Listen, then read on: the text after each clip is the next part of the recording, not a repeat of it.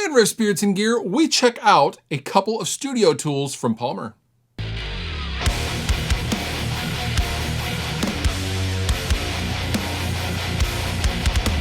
Palmer are traditionally known for making tools that more or less kind of live behind the scenes. As I have said in another video, Palmer's been around for decades and they've always made tools for front of house guys, studio engineers, audio engineers, and things like that. And typically, they're not really known, I would say, for making tools that are, for use in the average everyday studio. And yes, I consider my studio an everyday studio, i.e. not a super pro studio. Well, today we're gonna look at a pair of monitors and a monitor controller from Palmer. So before we go any further, you can consider this a sponsored video, as Palmer has asked me to show you guys all of the studio goodness, but all thoughts and opinions are mine. So first, we're gonna talk about these Palmer monitors, the Studiomon 5s. Studiomon, that's instantly what I thought of. I apologize for the bad impersonation.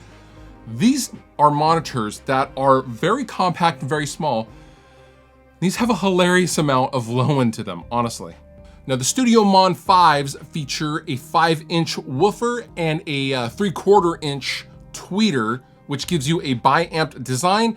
These things are 60 watts a piece, which is, I don't know, maybe that explains the low end and the clean low end that you get from these. These are rear ported as well. And as far as controls on the back, you really have basically 1/4 inch and XLR inputs, volume, and a power switch. Nothing crazy, simple and effective.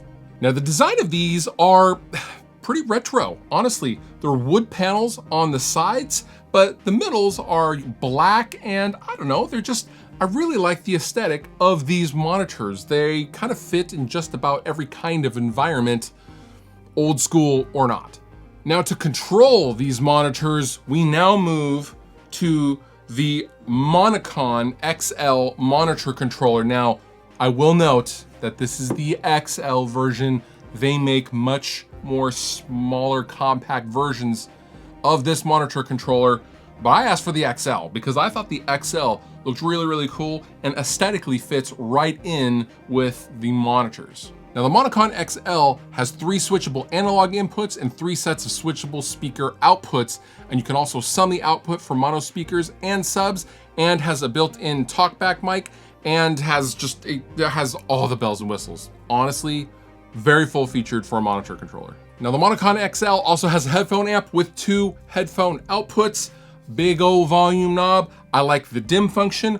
I do appreciate the mono imaging button as well. If you want to check your mixes in mono, you just simply push the mono button and be done with it. Nothing fancy.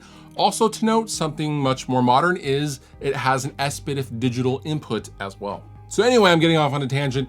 I hooked my MacBook up to this setup and I was shocked. Real talk, the amount of low end that come from these Monocon 5s is hilarious. I actually laughed because it sounds like there's a sub with these things.